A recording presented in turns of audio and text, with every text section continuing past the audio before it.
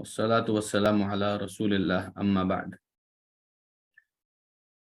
فأعوذ بالله السميع العليم من الشيطان الرجيم من همزه ونفخه ونفثه بسم الله الرحمن الرحيم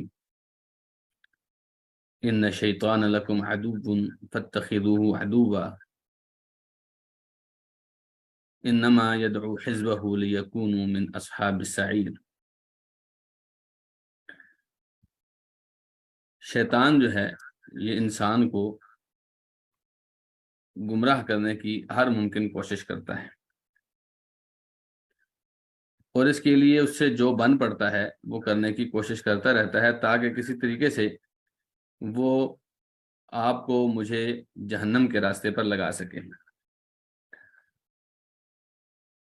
جی اگر آپ کو آواز نہیں آ رہی، یہ خدیجہ کو کوئی خدیجہ ریاض کو آنسر کرے۔ اگر ان کو آواز نہیں آ رہی ہے تو وہ دوبارہ جوائن کریں انشاءاللہ، اور اپنے اسپیکر کی آواز کھولیں تو انشاءاللہ ان کو آواز آئے گی۔ تو شیطان جو ہے وہ ہمیں گمراہ کرنے کی کوشش کرتا ہے، اور اس کے لیے ضروری ہوتا ہے کہ ہم شیطان کے اگینسٹ کچھ نہ کچھ اپنی تیاری کریں۔ اسی تیاری کی نسبت سے آج کی کلاس، یہ جو پورا کورس ہے وہ رکھا گیا ہے، اور اس میں آپ گاہے بگاہے دیکھیں گے کہ آپ کا دشمن آپ کے خلاف کیسے کام کرتا ہے۔ ایسے قبل کہ ہم مزید کچھ بات کریں، ہماری 100 کی لمٹ پوری ہو گئی ہے، تو میں ایڈمن سے عرض کروں گا کہ ہماری فیس بک پر یہ لائیو چل رہا ہے، یہ کلاس لائیو چل رہی ہے، تو جو لوگ زوم پر نہیں جوائن کر سک رہے وہ فیس بک پر کریں، اور جو رجسٹرڈ اسٹوڈنٹس ہیں اگر وہ حاضر نہیں ہو سکے تو ان کو انشاءاللہ ریکارڈنگ وغیرہ بھی میسر کی جائیں گی۔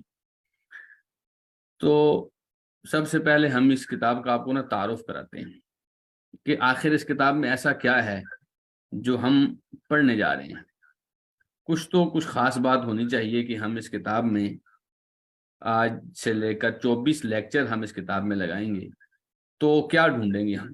یہ تلبیس ابلیس ایکچول میں ہے کیا، جس کی کھوج میں ہم جا رہے ہیں۔ تو آئیے آپ کو تعارف کراتے ہیں۔ تلبیس ابلیس 2 لفظ ہیں اصل میں، ایک لفظ ہے تلبیس اور ایک ہے ابلیس۔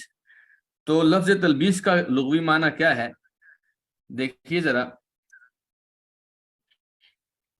یہ لفظ لبسا یلبسو تلبیسن سے ہے، باب تفعیل اور حروف اصلی لام با اور سین ہے۔ یہ اصل میں عربی جو نحو و صرف ہے، یہ صرف کے قواعد ہیں جو عربی لینگویج کے، عربی گرامر کے 2 اصول ہیں، بڑے 2 چیپٹرز ہیں، ایک نحو کا اور ایک صرف کا۔ تو صرف جو ہے، جو علم ہے، وہ آپ کو بتاتا ہے کہ یہ لفظ کہاں سے بنا ہے، کیسے بنا ہے، یا کسی ایک لفظ سے دوسرا لفظ کیسے بنایا جا سکتا ہے۔ تو اس کے لیے اس کے کچھ اوزان ہیں، کچھ روٹ ورڈز ہیں جن کو ہم ابواب کہتے ہیں، ابواب الصرف۔ تو ان ابواب الصرف میں سے ایک باب ہوتا ہے تفعیل، جس کی بنیاد پر آپ بہت سارے لفظ بناتے ہیں۔ یہ تصویر آپ کا اسی سے ہے، تلبیس آپ کا اسی سے ہے، تنویر اسی سے ہے، توقیر اسی سے ہے، تعمیل اسی سے ہے۔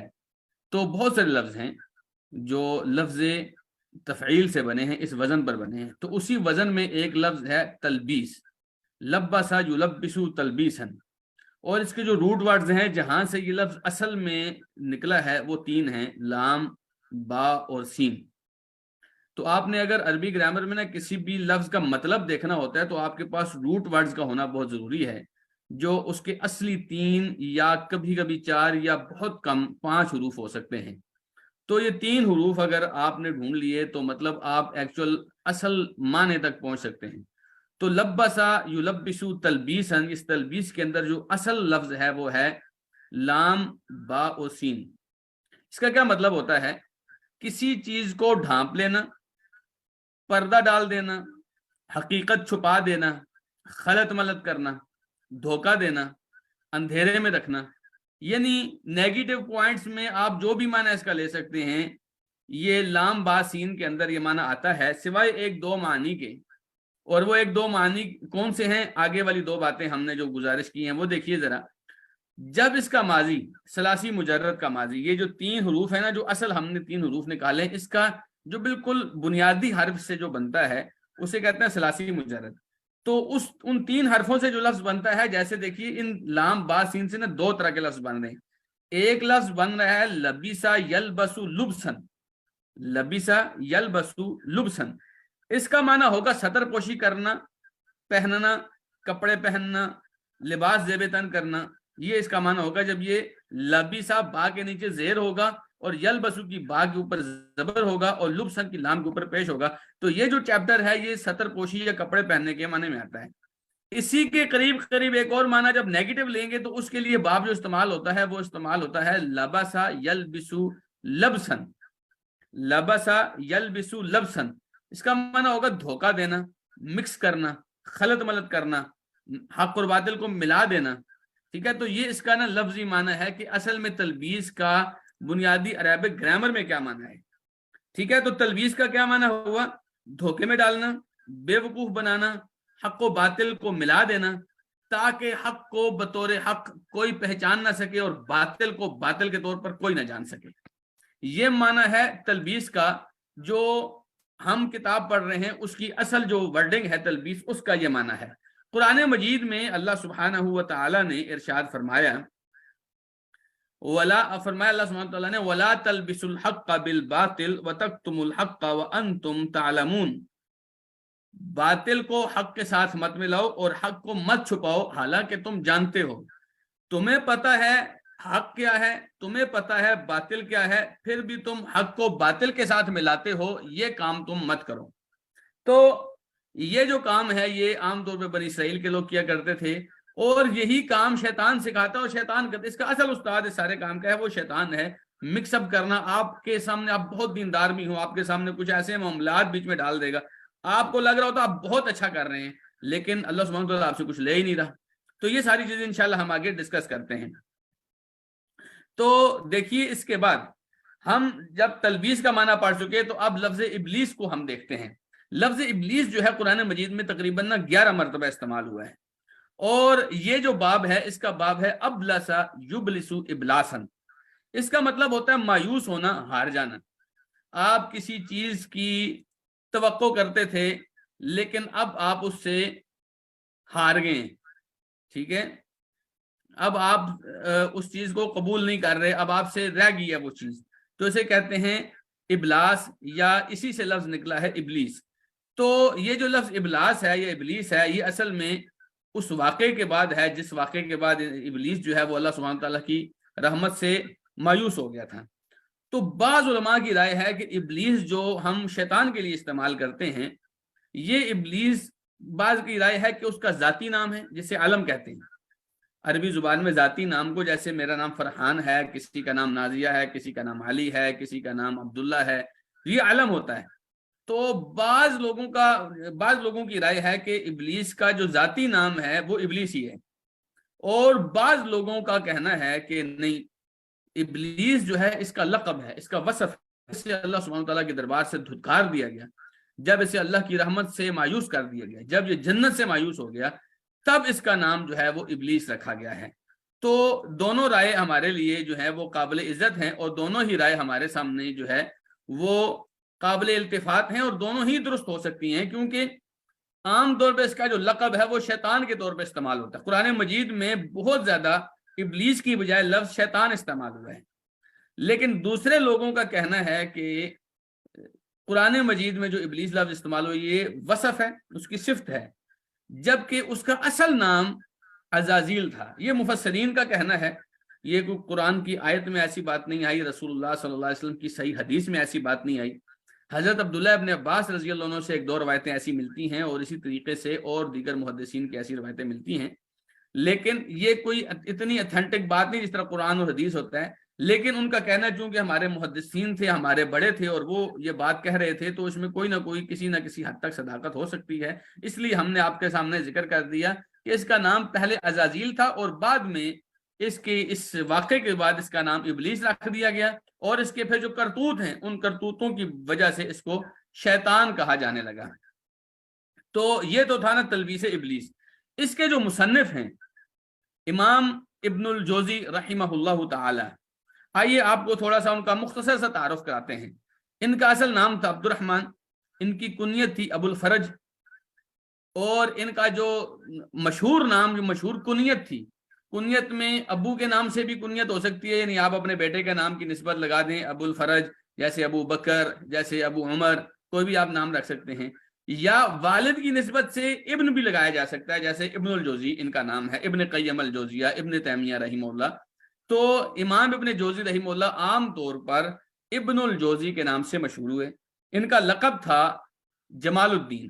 ان کی تاریخ پیدائش جو سال ذکر ہوا ہے وہ 509 510، امام ذہبی نے فرمایا ہے کہ ایک روایت سے انہوں نے بتایا کہ ان کے بھائی کا کہنا ہے کہ وہ 508 ہجری میں پیدا ہوئے، اور تاریخ وفات ان کی 597 ہجری تھی۔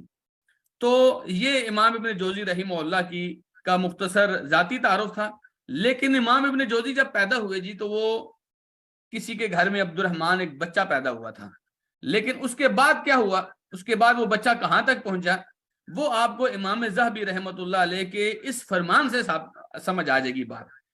تو آپ ذرا دیکھیے، میں آپ کے سامنے امام ذہبی رحمہ اللہ کی عبارت پڑھتا ہوں۔ سیر و اعلام نبلاء کے اندر امام ذہبی نے یہ بات لکھی ہے، فرماتے ہیں کہ الشیخ، شیخ کا مطلب ہوتا ہے استاد، بہت بڑا عالم، الامام، العلامہ، الحافظ، المفسر، شیخ الاسلام، مفخر العراق، جمال الدین، ابو الفرج عبد الرحمن ابن علی ابن محمد ابن علی ابن عبید اللہ ابن عبد اللہ ابن حمادی ابن احمد ابن محمد ابن جعفر ابن عبداللہ ابن القاسم ابن النضر ابن القاسم ابن محمد ابن عبداللہ ابن الفقیہ عبد الرحمن ابن الفقیہ القاسم ابن محمد ابن خلیفۃ رسول اللہ صلی اللہ علیہ وسلم ابی بکر الصدیق القرشی التیمی البکری البغدادی الحنبلی الواعظ صاحب التصانیف۔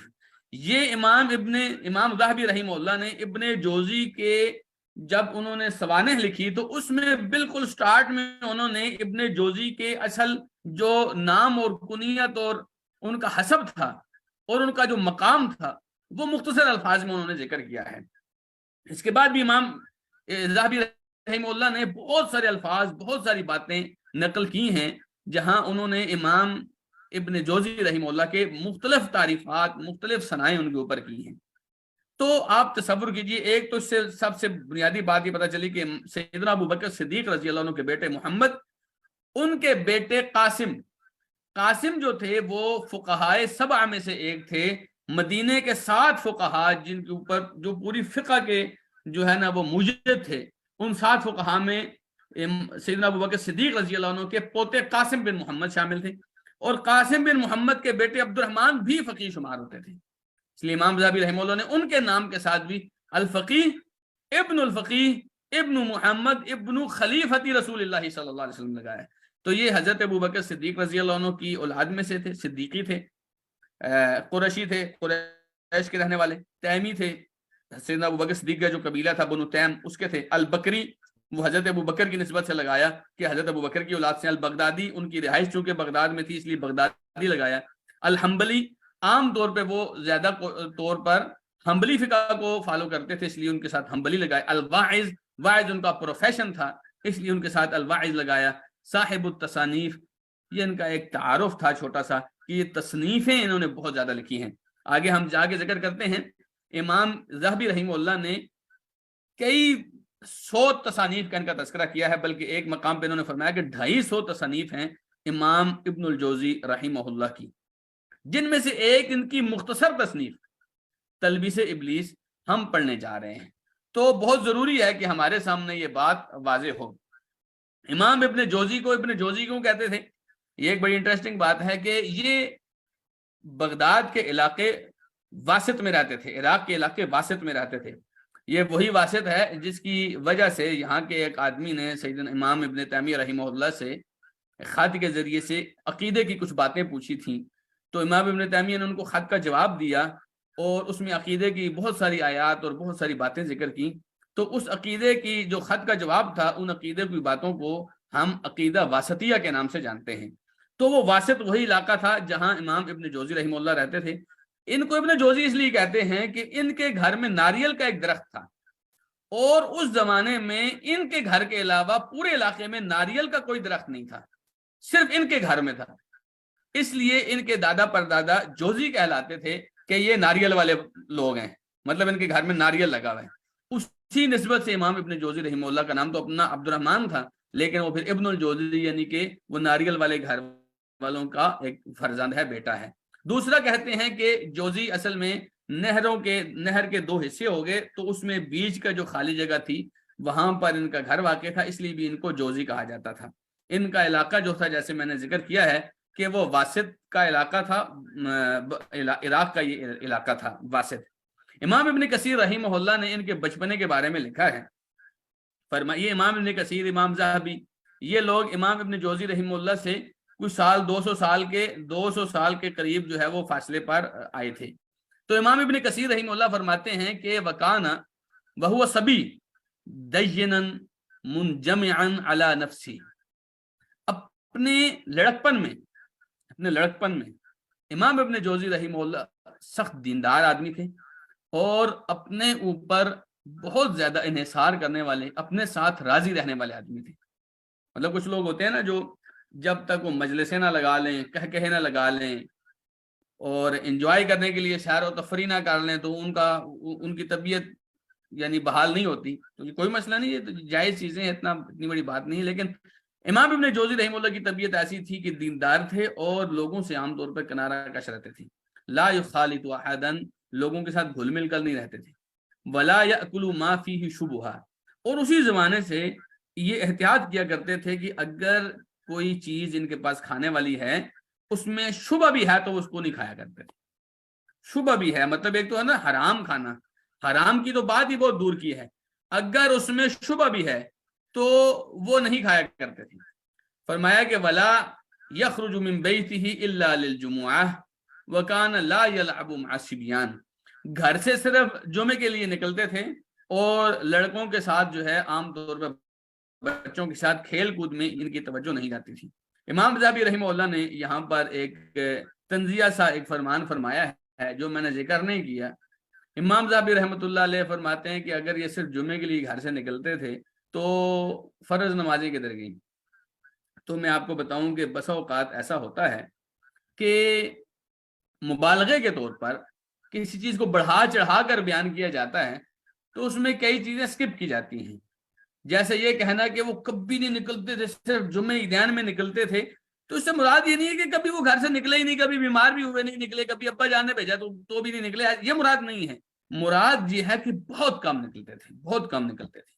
تو واللہ عالم ممکن ہے کئی لوگوں کے گھر کے پاس مسجد نہیں بھی ہوتی تو یہ بھی ممکن ہے سبب ہو کہ ان کے گھر ہر نماز میں نہیں نکل پاتے تھے، لیکن جمعہ والدن خاص اہتمام کے ساتھ جاتے تھے۔ لیکن جو بھی ہے بہرحال یہ گھر میں رہنے والے آدمی تھے اور عام طور پہ بچوں وغیرہ کی جیسی عادتیں ہوتی ہیں، کھیل کود کرنا، بچوں کے ساتھ انجوائے کرنا، یہ امام ابن الجوزی رحمہ اللہ کی عادت نہیں تھی۔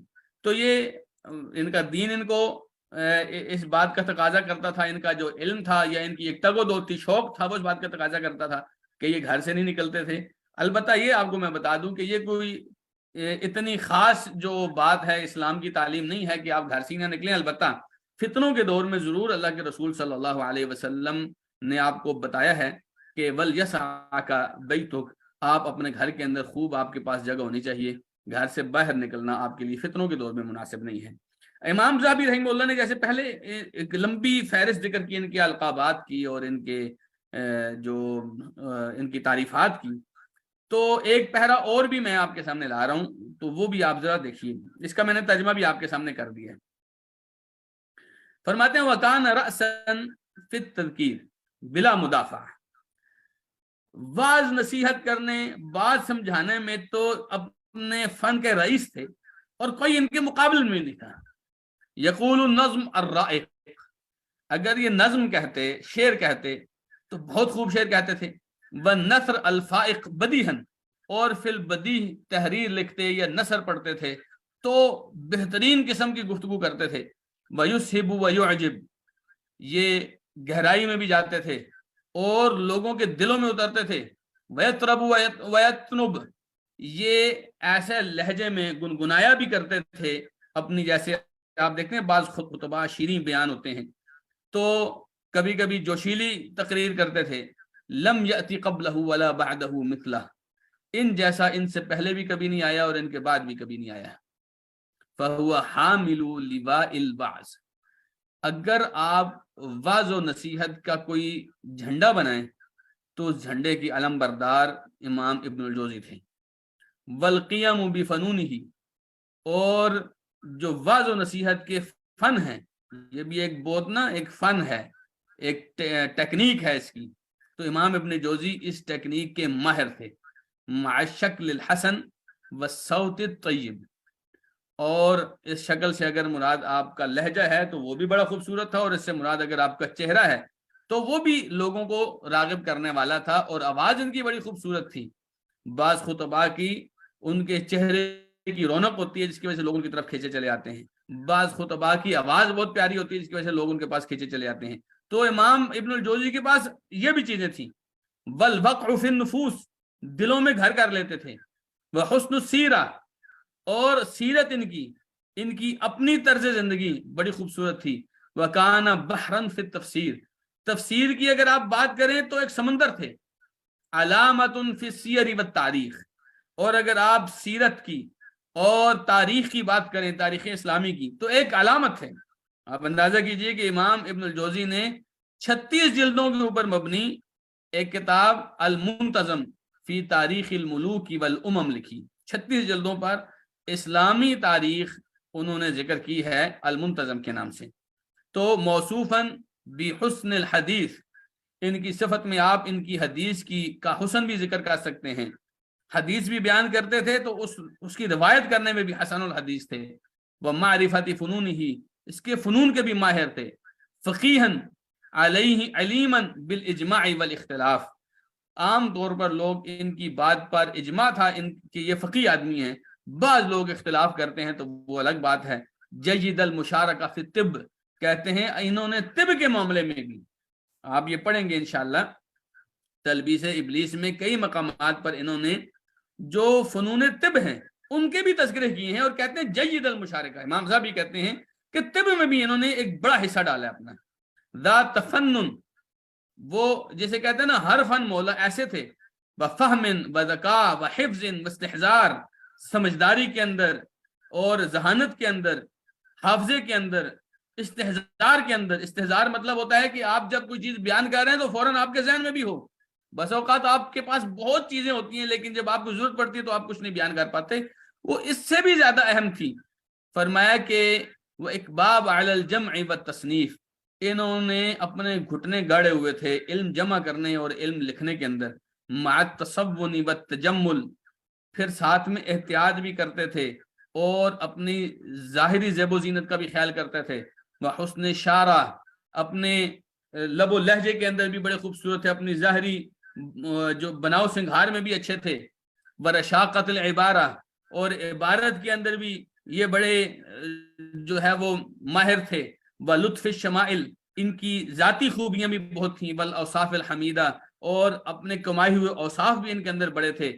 والحرمت الوافرہ عند الخاص والعام، خاص ہو یا عام ہو ان کے درمیان ان کی نظروں میں ان کا ایک خاص تقدس ہوتا تھا.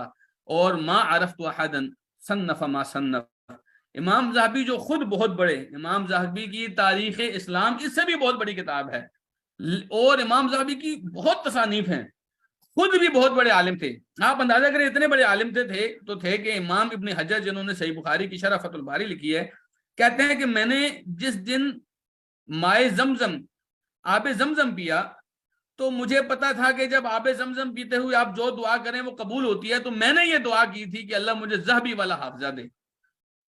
تو امام ذہبی اتنے بڑے عالم تھے، انہوں نے اتنی کتابیں لکھی تھیں، لیکن امام ذہبی فرماتے ہیں ما عرفت احدا صنف ما صنف، میں اور کسی کو نہیں جانتا جس نے اس طرح کی کتابیں لکھی ہوں جس طرح کی ابن جوزی نے لکھی ہیں.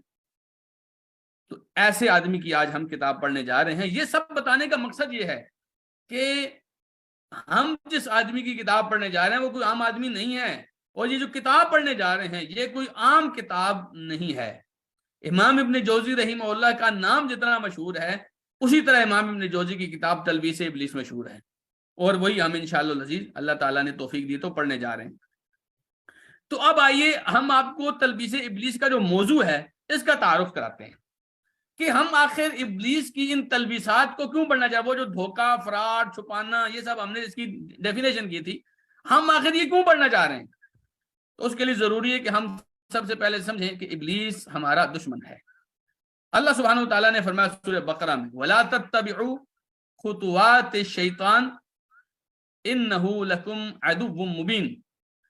تم شیطان کی پیروی، شیطان کے نقش قدم پر مت چلو، وہ تمہارا واضح دشمن ہے. جس اللہ نے مجھے اور آپ کو پیدا کیا وہ اللہ فرما رہا ہے کہ شیطان تمہارا واضح دشمن ہے. تو یہ بات سمجھیے، فرمایا ان الشیطان لکم عدو، شیطان تمہارا دشمن ہے. فاتخذوہ عدوا، تم اسے دشمن ہی بنا کر رکھو.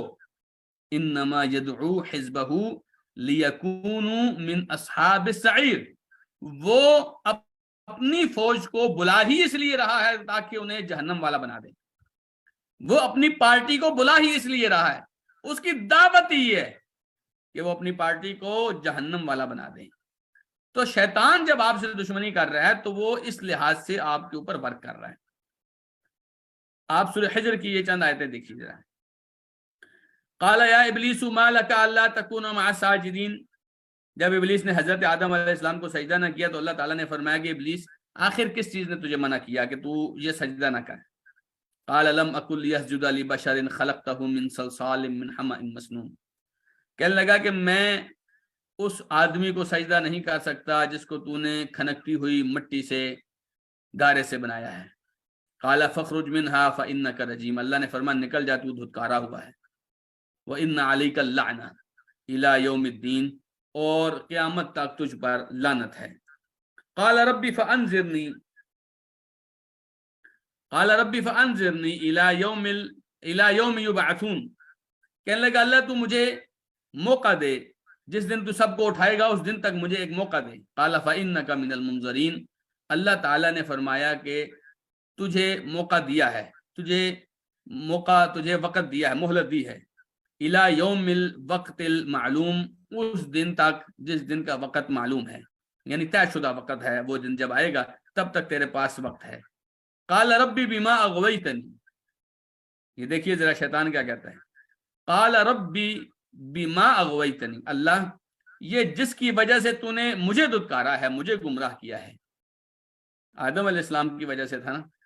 لَأُزَيِّنَنَّ لَهُمْ فِي الْأَرْضِ، میں زمین کے اندر چیزیں ان کے لیے مزین کروں گا. وَلَأُغْوِيَنَّهُمْ أَجْمَعِينَ، اور ان سب لوگوں کو، سب کے سب کو میں ضرور گمراہ کروں گا.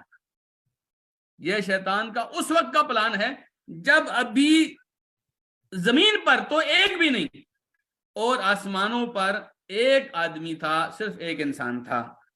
تب سے شیطان کا یہ عہد ہے اپنے ساتھ، اپنے اللہ کے ساتھ، کہ اللہ جس کی وجہ سے تو نے مجھے گمراہ کیا ہے، میں ان کے لیے ساری کی ساری زمین کو مزین کروں گا، زمین کی چیزوں کو مزین کروں گا اور سب کو گمراہ کروں گا. الا عبادک منہم المخلصین، سوائے تیرے ان بندوں کے جو چنے ہوئے ہوں گے. ان میں سے، زمین والوں میں سے وہ لوگ جو چنے ہوئے ہوں گے، ان بندوں کے علاوہ باقی سب کو میں گمراہ کروں گا. قال هذا صراط علی مستقیم. اللہ نے فرمایا دیکھ یہ میرا سیدھا راستہ ہے، میری طرف آتا ہے. ان عبادی لیس لک علیہم سلطان، جو میرے بندے ہوں گے تیری ان کے اوپر کوئی زور زبردستی نہیں چلے گی. الا من اتبعک من الغاوین، سوائے ان لوگوں کے جو گمراہ ہونے والے ہوں گے اور تیری پیروی کریں گے، جو تیرے پیچھے لگیں گے وہ تیرے ساتھ جائیں گے. وَإِنَّ جَهَنَّمَ لَمَوْعِدُهُمْ أَجْمَعِينَ، اور جہنم ان سب کے لیے میری طرف سے وعدہ ہے. لَهَا سَبْعَةُ أَبْوَابٍ، اس کے 7 دروازے ہیں. لِكُلِّ بَابٍ مِّنْهُمْ جُزْءٌ مَقْسُومٌ، اور ان کے لیے، ان میں سے ہر دروازے کے لیے، 7 دروازوں میں سے ہر دروازے کے لیے ان جہنمیوں کا ایک خاص حصہ تقسیم کیا ہوگا. جہنمیوں میں سے 7 گروپ ہوں گے جو 7 دروازوں سے جائیں گے. تو ہم کیوں پڑھ رہے ہیں؟ یہ شیطان نے جو طے کیا ہے کہ وہ ہمیں گمراہ کرے گا، لیکن اللہ کے مخلص لوگوں کو، جن مخلص کا مطلب ہوتا ہے جنہیں اللہ نے چنا ہوا ہوتا ہے، اور جن کو اللہ نے فرمایا ان عبادی، جو میرے بندے ہوں گے، لیس لک علیہم سلطان، تیرا ان کے اوپر کوئی زور نہیں چلے گا. تو ہم، اللہ تعالیٰ اگر ہمیں توفیق دے تو ہم ان لوگوں میں سے ہونا چاہتے ہیں جنہیں اللہ نے فرمایا میرے بندے، ہم ان میں سے ہونا چاہتے ہیں. یہ کتاب ہم پڑھ ہی اس لیے رہے ہیں تاکہ اللہ ہمیں فرمائے میرے ہوں، اور اس لیے پڑھ رہے ہیں تاکہ شیطان ہم پر زور نہ چلا سکے، تاکہ ہم اپنی تیاری پوری کر کے رکھیں. یہ ایک لڑائی ہے جی، جنگ ہے. اس میں ایک طرف فرمایا اولئک حزب اللہ، یہ اللہ کی جماعت ہے، اور ایک طرف فرمایا کہ اولئک حزب الشیطان، یہ شیطان کی جماعت ہے. اور حزب اللہ کے بارے میں فرمایا الا ان حزب اللہ هم المفلحون، سنو حزب اللہ کامیاب رہے گی. اور شیطان کی جماعت پارٹی کے بارے میں فرمایا الا ان حزب الشیطان هم الخاسرون، شیطان کی پارٹی نقصان اٹھائے گی. تو ہم یہ کتاب اس لیے پڑھ رہے ہیں کیونکہ شیطان ہمارا دشمن ہے، اور ہم اپنے دشمن کی چالوں کو سمجھنا چاہتے ہیں.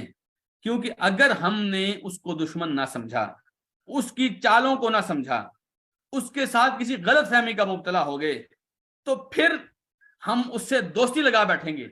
اور اگر ہم نے اس سے لگا لی دوستی، تو پھر یہ دوستی ہمارا کیا کر سکتی ہے؟ ان آیات میں دیکھیے، سورہ نساء میں آیت نمبر 18 میں فرمایا وَمَنْ يَكُنِ الشَّيْطَانُ لَهُ قَرِينًا فَسَاءَ قَرِينًا، جس کا قریبی دوست شیطان ہوا اس کا دوست بہت برا ہوگا. جس نے شیطان کے ساتھ دوستی لگائی ہوئی وہ بہت برا ہوگا. فرمایا کہ فریقاً ہدا و فریقاً حق علیہم الضلالہ، ایک فریق لوگوں میں سے ایک فریق ہدایت پر چل پڑا، اور ایک فریق وہ تھا جس کے اوپر گمراہی واجب ہو گئی تھی. انہم اتخذوا الشیاطین اولیاء، یہ کیوں واجب ہو گئی تھی گمراہی؟ ان کے اوپر گمراہی کا ٹھپا کیوں لگ گیا تھا؟ دیکھ لیجئے، قرآن مجید کی آیتوں کا صرف ترجمہ پڑھ رہا ہوں، ہر اس غافل کے لیے جو سمجھتا ہے شیطان کے اتنا مسئلہ نہیں ہے. فرمایا انہم اتخذوا الشیاطین اولیاء من دون اللہ، ان لوگوں نے شیطانوں کو اللہ کی بجائے دوست بنا لیا ہے.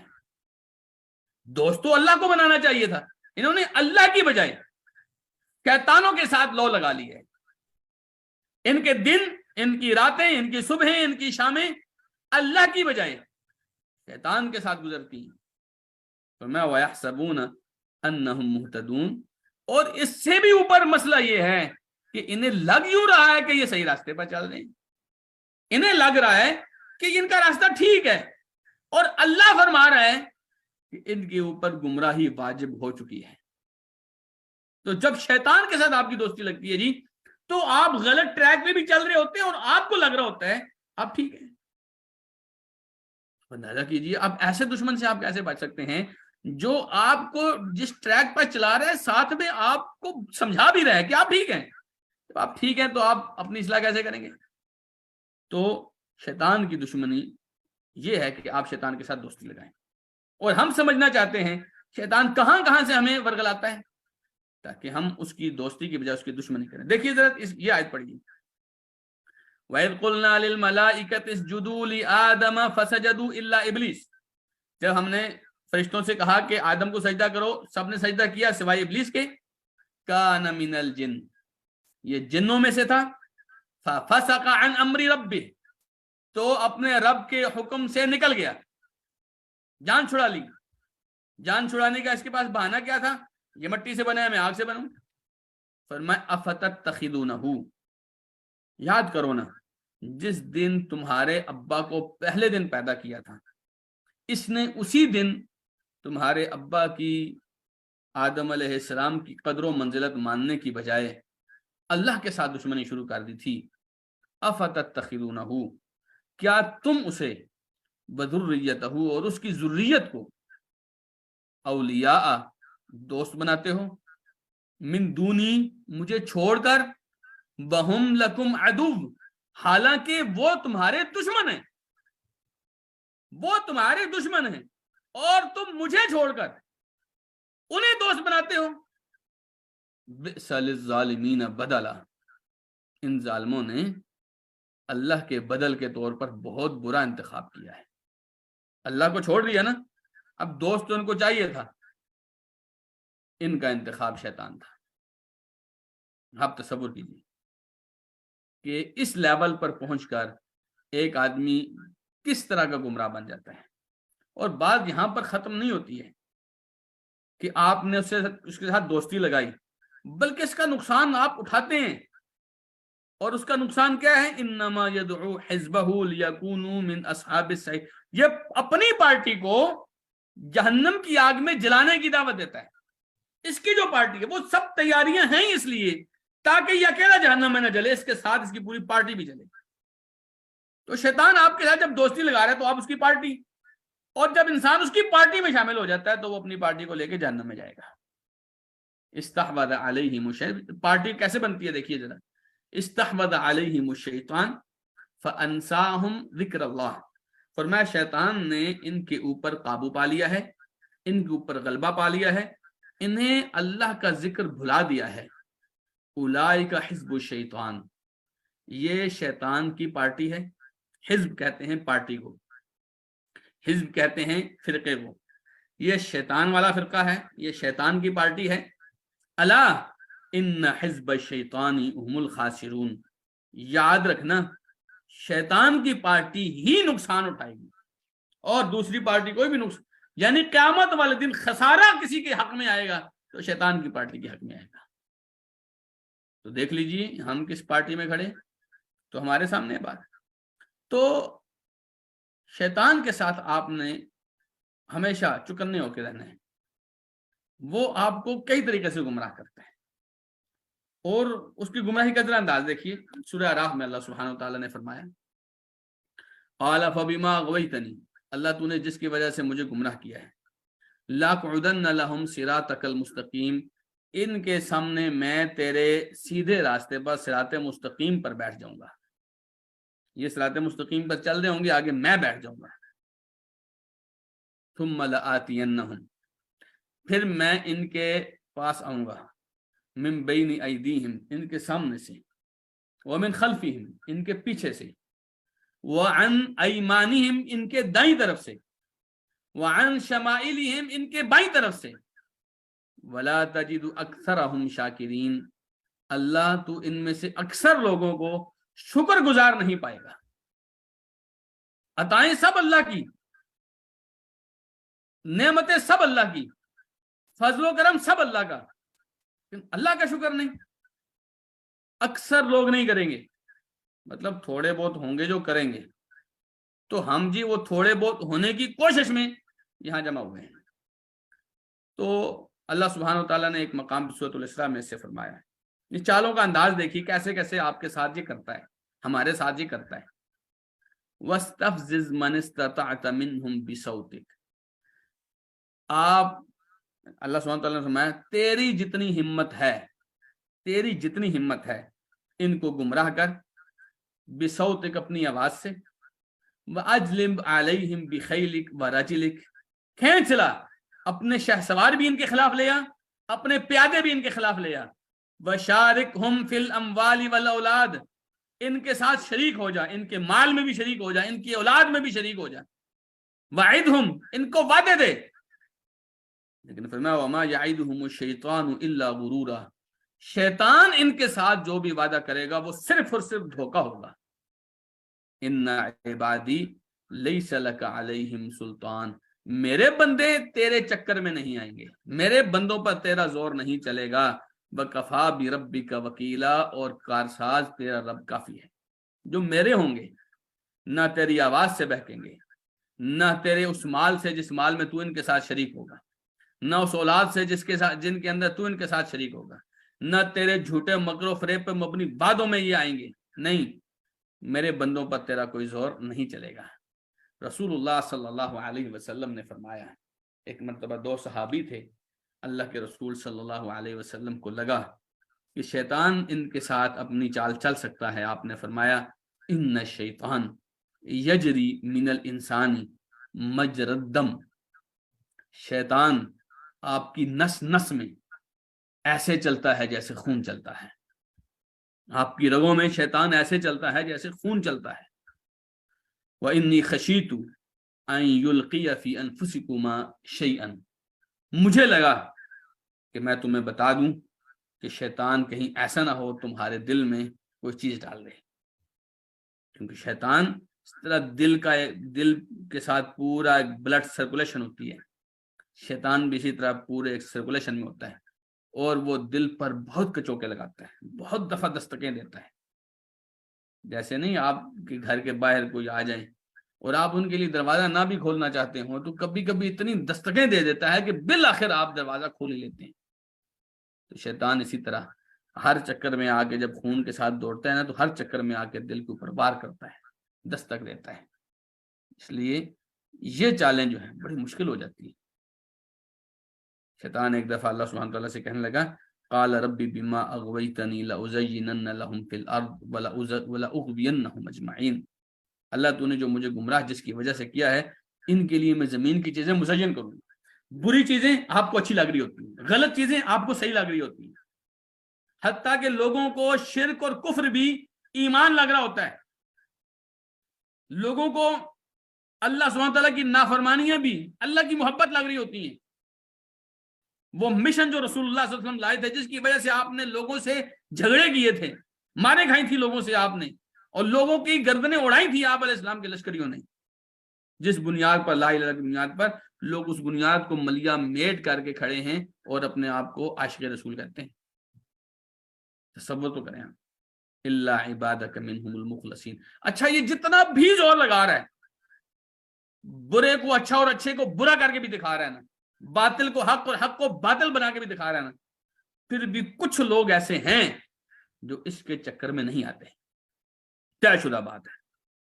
اور رسول اللہ صلی اللہ علیہ وسلم کی حدیث ہے نا صحیح بخاری وغیرہ میں، آپ نے فرمایا لا تزال طائفۃ من امتی ظاہرین علی الحق لا یضرهم من خذلهم ولا من خالفهم حتى یأتی امر اللہ وهم علی ذلک، میری امت کا ایک گروہ ایسا ہوگا جو ہمیشہ حق کے ساتھ کھڑا رہے گا، کوئی ان کو چھوڑ کر جاتا ہے، کوئی ان کی مخالفت کرتا ہے، انہیں نقصان نہیں پہنچا سکے گا یہاں تک کہ قیامت آ جائے گی اور وہ اسی طریقے سے رہیں گے۔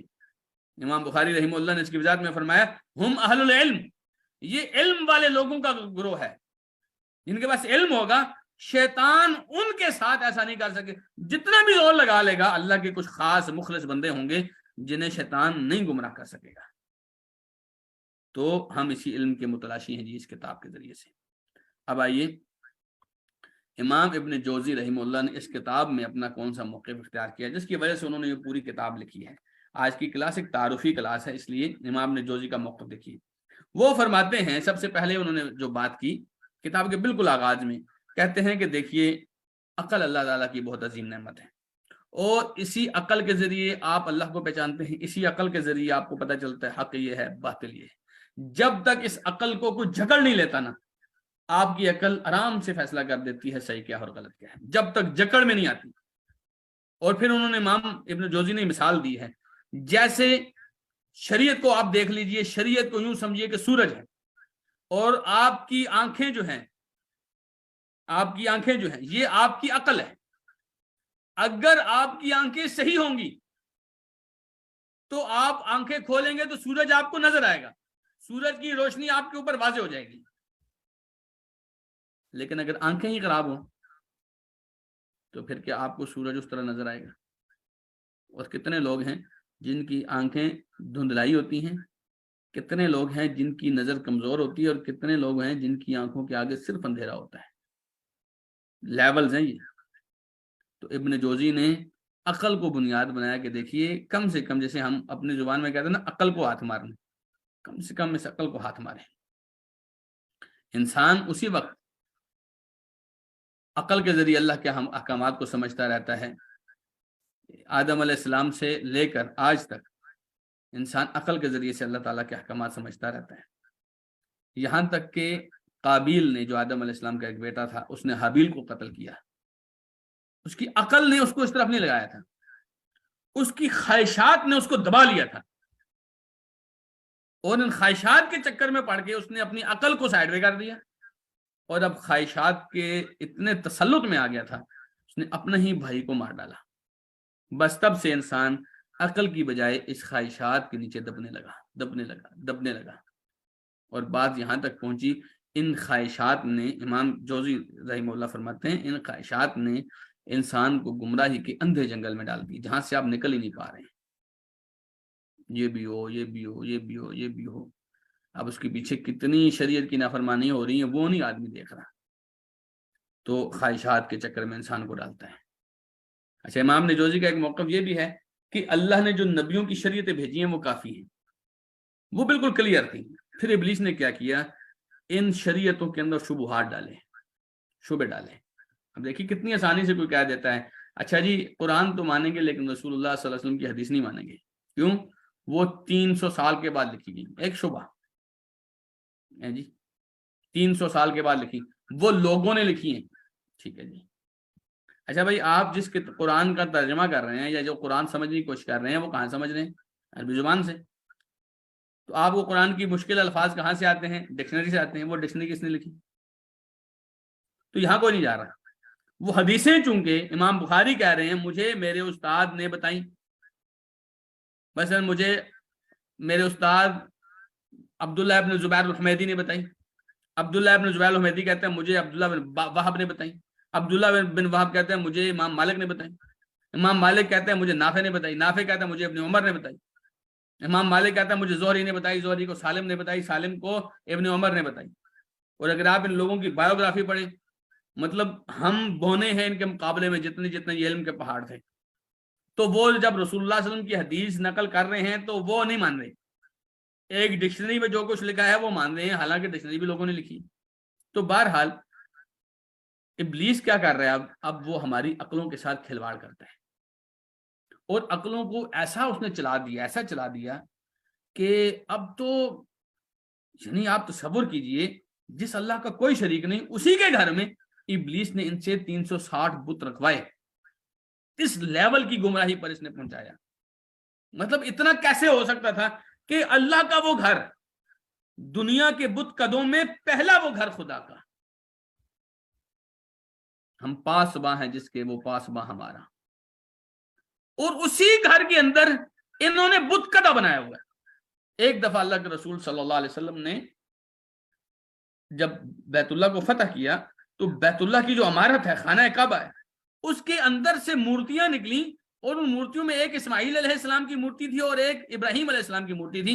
اور اسماعیل علیہ السلام یا ابراہیم علیہ السلام پانسے کے تیر اپنی قسمت آزمائی کے لیے تیر نکال رہے تھے. سبحان اللہ. اللہ کے رسول صلی اللہ علیہ وسلم نے فرمایا اللہ ان کو برباد کرے، ان کو پتہ ہے ابراہیم علیہ السلام نے کبھی پانسے کے تیر استعمال نہیں کیے. اس لیول پر شیطان نے کیا کیا؟ ان کو گمراہ کیا، اور یہاں تک وہ لے آیا لوگوں کو گمراہ کرنے کے. امام ابن جوزی نے پھر ایک روایت نقل کی جو موٹیویشن ہے اس پوری کتاب کی، اور وہ روایت کیا ہے؟ سیدنا حذیفہ ابن یمان رضی اللہ تعالیٰ عنہ کی. حذیفہ ابن یمان رضی اللہ عنہ رازدار رسول کہلاتے تھے. حذیفہ ابن یمان رضی اللہ عنہ کہتے ہیں کان الناس یسألون رسول اللہ صلی اللہ علیہ وسلم عن الخیر، لوگ رسول اللہ صلی اللہ علیہ وسلم سے خیر کے بارے میں پوچھتے تھے. وَكُنْتُ أَسْأَلُهُ عَنِ الشَّرِّ، میں رسول اللہ صلی اللہ علیہ وسلم سے شر کے بارے میں پوچھتا تھا. لوگ پوچھتے تھے جنت جانے کا راستہ کیا ہے، نیکی زیادہ کیسی ہوگی، حوض کوثر پر پانی کیسے ملے گا، پل صراط کیسے پار ہوگا. مطلب لوگ ان چیزوں کے بارے میں پوچھتے، لیکن کہتے تھے میں اللہ کے رسول صلی اللہ علیہ وسلم سے شر کے بارے میں پوچھتا تھا. جانتے ہیں کیوں؟ مخافتن ان یدرکنی، اس خوف سے کہ کہیں میں اس شر میں مبتلا نہ ہو جاؤں. تو یہ موٹیویشن تھی امام ابن جوزی رحمہ اللہ کی اس کتاب کے لیے. انہوں نے آپ کے سامنے وہ شر کے تمام راستے واضح کیے جہاں جہاں سے کوئی آدمی شر میں مبتلا ہو سکتا ہے. یہ بنیاد ہے اس کتاب کی، حضرت حذیفہ ابن یمان رضی اللہ عنہ کا فرمان.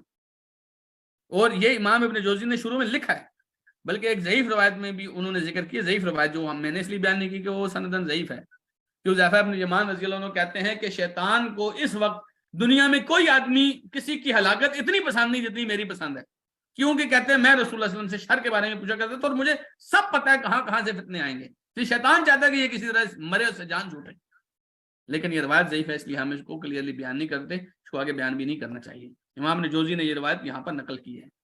تو امام ابن جوزی کہتے ہیں میں نے اس کتاب کا نام تلبیس ابلیس اس لیے رکھا ہے تاکہ شیطان کے فتنوں سے آپ کو تنبیہ کر سکوں، آگاہ کر سکوں، اس کی چالوں سے ڈرا سکوں، اس کے خفیہ راز عیاں کر سکوں، وہ جہاں جہاں سے چھپ چھپا کے آتا ہے نا وہ آپ کو بتا سکوں، اس کی پوشیدہ چالیں آپ کے سامنے لا سکوں، میں نے یہ کتاب اس لیے لکھی ہے۔ تو آئیے اب آخر میں اس کتاب کے امام ابن جوزی نے 13 باب ذکر کیے، وہ بھی کتاب کے مقدمے میں انہوں نے 13 باب کی تفصیل ذکر کی ہے۔ تو وہ اس پوری کتاب میں لائے کیا ہیں، دیکھیے ذرا، باب نمبر 1 سنت اور جماعت کو لازم پکڑنا ہے، یہ ساری تفصیل ہم ان ڈیٹیل ہم انشاءاللہ اس کا تذکرہ کریں گے۔ بدعتیوں اور اہل بدعت کی مذمت، ابلیس کے فتنوں اور اس کی چالوں پر تنبیہ، تلبیس اور دھوکے کے مت کا مطلب اور مفہوم، عقائد اور ادیان عالم پر ابلیس کی تلبیسات، یعنی جو مختلف دین ہے وہاں ابلیس نے کیا کچھ کیا، علماء پر فنون علم کے حوالے سے تلبیسات، حکومتی عہدیداروں اور سلاطین پر تلبیسات، عبادتوں اور ان کے مختلف پہلوؤں کے حوالے سے عبادت گزاروں پر اس کی چالیں، زاہدوں پر پھیلایا گیا ابلیس کا جال، طبقہ صوفیاء پر ابلیس کی تلبیسات، دینداروں سے متعلق ایسے ہتھ کنڈے جو کرامتوں کی طرح ہیں، مطلب کرامتوں کا چکر دے کے اس نے دینداروں کو گمراہ کیا، عوام کو پھنسانے کے لیے اس کے ہتھ کنڈے، تمام لوگوں کو لمبی تمناؤں کے جال میں پھنسا کے آخر کا جہنم میں بھیج دیتا ہے۔ تو یہ 13 ابواب ہیں جن کے اوپر ہم انشاءاللہ العزیز بات کرنے جا رہے ہیں اور ان ڈیٹیل بات کریں گے، اور ہم لوگوں کا تذکرہ اس میں سے کسی بھی لیول پہ آ سکتا ہے، ہم عوام ہیں تب ہم دین کی طرف راغب ہیں، اور میں بتاؤں اگر تلبیس ابلیس پڑھنے آئے ہیں اور بہت سے لوگوں نے 1000 روپے فیس بھی دی ہے تو ایسی نہیں دی ہے، مطلب ہم دین کے ساتھ منسلک لوگ ہیں اور سمجھ رہے ہیں کہ ہم دین کے اوپر چل رہے ہیں، لیکن شیطان ہمارے ساتھ کہاں کہاں سے کھیل کر جاتا ہے یہ ہم انشاءاللہ دیکھیں گے۔ کئی لوگ ہوتے ہیں بڑے درویش شفت ہوتے ہیں جی، بس ہر ٹائم دین دین دین کرتے رہتے ہیں، لیکن ان لوگوں کو شیطان کس طرح پھنساتا ہے۔ کئی لوگ ہوتے ہیں جو عہدے کے لالچی ہوتے ہیں، ان کو عہدہ مل جائے اور وہ سوچ رہے ہوتے ہیں عہدہ مل جائے میں پتہ نہیں کیا کیا کر لوں گا، وہاں ان کو کہاں کہاں سے وہ گمراہ کرتا ہے۔ کئی لوگ ہوتے ہیں مجھ فقیر جیسے علماء لوگ، میں عالم نہیں ہوں، طالب علم ہوں، لیکن علماء کے ساتھ نسبت ہو جاتی ہے، تو ہماری اس پارٹی کو کہاں کہاں سے وہ پھنساتا ہے اور کتنے لوگوں کو گمراہ کر جاتا ہے، یہ ہم انشاءاللہ اس سب چیزوں میں پڑھیں گے۔ اور پڑھنے کا مقصد ایک ہی ہے کہ وہ جو اللہ نے فرمایا الا عبادک منہم المخلصین، کہ صرف تیرے مخلص بندے جن کو تو نے چنا ہوگا ان پر میرا وار نہیں چلے گا، ہم چاہتے ہیں کہ ہم پر شیطان کا وار نہ چلے۔ تو آئیے اس کتاب کو انشاءاللہ العزیز پڑھتے ہیں۔ اس کتاب کا پڑھانے کا انداز یہ ہوگا کہ ہفتے میں صرف 4 دن، سوموار، منگل، بدھ اور جمعرات، 4 دن کی یہ کلاس ہوگی، اور ان 4 دنوں میں ہم ہر روز ایک ایک سبق پڑھیں گے، جو ہم روزانہ سبق پڑھیں گے اس کی روزانہ ہم آپ کو اسائنمنٹس دیں گے، ٹھیک ہے، آپ نے وہ اسائنمنٹس حل کرنی ہوں گی اور روزانہ کی بنیاد پر آپ نے واپس، یعنی ہفتے میں 4 اسائنمنٹس آپ کی واپس آئیں گی۔ یہ کتاب انشاءاللہ العزیز ہم کچھ کریں گے، جو پرانی آیتیں ہیں وہ عربی میں ہی لکھی ہوں گی کیونکہ وہ ہر کسی کے لیے میسر ہوتی ہیں، اور ہمارے لیے ہر آیت کا ترجمہ یوں لکھنا بھی اتنا ممکن نہیں رہتا، لیکن جو احادیث ہیں اور دیگر اقوال ہیں ان کا ہم کوشش کریں گے ترجمہ لکھیں تاکہ آپ کے پاس اس کا ڈیٹا موجود ہو۔ قرآن چونکہ ترجمے والا ہر کسی کے پاس ہوتا ہے اس لیے ہم حوالہ دے دیں گے تو آپ خود اس کا ترجمہ بعد میں دیکھ بھی سکتے ہیں انشاءاللہ۔ یہ جو آپ کے سامنے سلائیڈز آئیں جو آپ دیکھتے رہے، میں ساتھ ساتھ آپ کے پڑھتا رہا، تو یہ سلائیڈز آپ کو روزانہ دکھائی بھی جائیں گی، اور جو رجسٹرڈ اسٹوڈنٹس ہیں ان کو یہ سلائیڈز ڈیلی بنیادوں پر دی بھی جائیں گی۔